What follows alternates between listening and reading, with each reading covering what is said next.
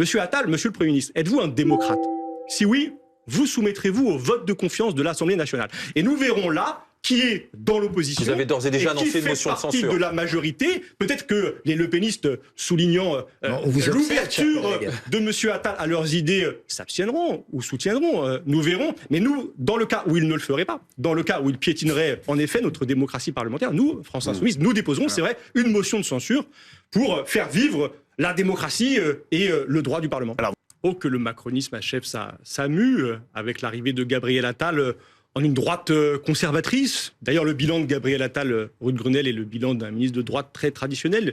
C'est pourtant un ancien militant social. Oui, c'est l'une de ses caractéristiques. Il a été 10 ans au PS. L'opportunisme. C'est un personnage qui sait changer de veste au bon moment. Monsieur Attal, il a su passer du passéiste au macronisme. Il a su, venant de la gauche, être, je le disais, un ministre de l'éducation de droite. C'est quelqu'un qui n'est pas sincère? Ouvert aux idées du lepénisme. Parce que, mais oui, sur l'uniforme, il est acclamé, il est félicité depuis quelques heures dans les rangs du Rassemblement national pour sa proposition sur l'uniforme qu'il propose d'expérimenter. Parce que moi, comme parlementaire, je l'ai vu arriver à l'Assemblée nationale l'année dernière dans une proposition de loi lepéniste. Voilà d'où vient cette proposition. Elle est reprise par Gabriel Attal, qui peut-être d'ailleurs poursuit ce à quoi nous venons d'assister en décembre dernier.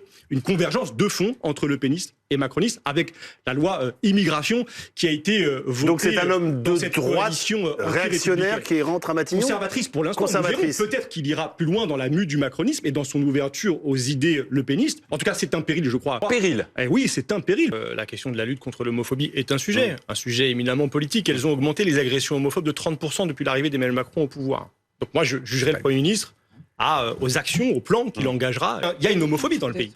Et donc tout ce qui participe à combattre va dans le bon sens. Mais je voudrais par contre pas qu'on tombe dans une forme de pipolisation aujourd'hui. Certes, il y a l'arrivée d'un nouveau Premier ministre, mais on parle du sort de la France. C'est ça qui devrait nous préoccuper. On est dans une période de froid glacial, par exemple.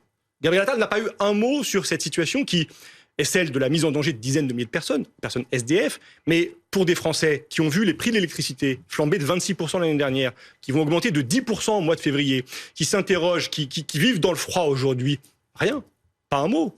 Il y a 7 millions de personnes qui survivent à l'aide alimentaire, rien, pas un mot. La première préoccupation des Français, c'est le pouvoir d'achat.